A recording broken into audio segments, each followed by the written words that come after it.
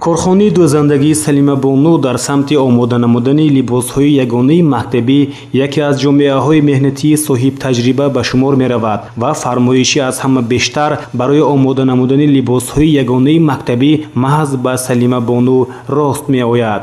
сатҳу сифати либосҳои омода намудаи кормандони коргоҳ ҷавобгӯи талаботу меъёрҳои стандартӣ ва санитарию эпидемиологӣ буда, арзишашон низ дастрас аст. Бо назардошти имконияту иқтидори сехи дӯзандагӣ ҳанӯз дар оғози сол бо як қатор муассисаҳои таълимӣ бобати омода намудани либосҳои мактабиён қарордодҳо ба имзо расида буданд. мо корхонаи Салима Бону ки 8 сол бас ҳамкорӣ мекунем. либосҳоишон нағз, сифатош нағз, дар вақташ ба мо дастрас мерасонанд. падару модононам хурсанд.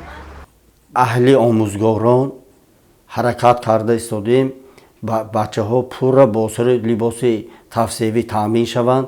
то ана ҳамин рӯз қариб 50% сару либосо мо таъмин кардем бачаҳоро бо 50% сару либос ва ҳаракат дорем ки то ҳафтаҳои наздик пурра мо ина иҷро кунем. мо бо корхонаи Салима Бону шартнома бастагӣ мувофиқи шартнома 1250 комплект ва сару либос. бояд зикр намуд ки дар ин ҷо ҳамзамон барои омӯзгорон ва дигар кормандон низ либосҳои шинаму муосир омода карда мешаванд ки ин иқдом теъдоди муштариёни корхонаро афзун намудааст. бояд тазаккур дод ки истеҳсоли либоси мактабӣ яке аз бахшҳои муҳими саноати дӯзандагӣ буда, рушди босуръати он ба таъсиси ҷойҳои нави кор ва зиёд намудани ҳаҷми истеҳсоли маҳсулоти рақобатпазири воридотивазкунанда такони ҷиддӣ мебахшад. ҳукумати ҷумҳурӣ барои дастгирии истеҳсолгарони ватанӣ пайваста имкониятҳо фароҳам меоварад.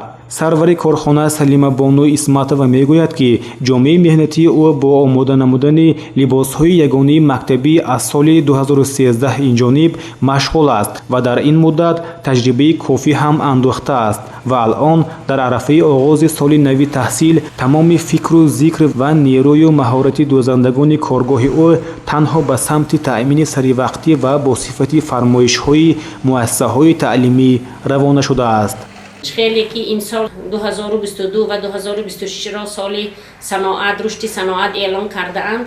کارخانه ما باز کوشش و غیرت کرده ایستاده است که بخشیده به همین اقدام گرفته محترم جناب عالی صفت کار ما را هم بلند کنیم و شماره کار را بسیار کرده با کارمندانی که خانشین بودند آنها را به کار جلب نماییم.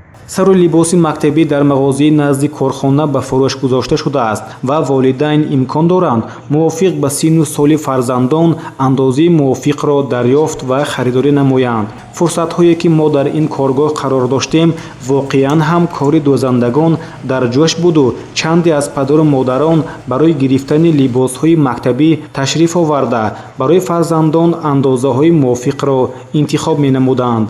муҳимтар аз ҳама дар нигоҳҳои онҳо эҳсоси қаноатмандӣ аз сатҳу сифати омода намудани либосҳо баръало дида мешуд.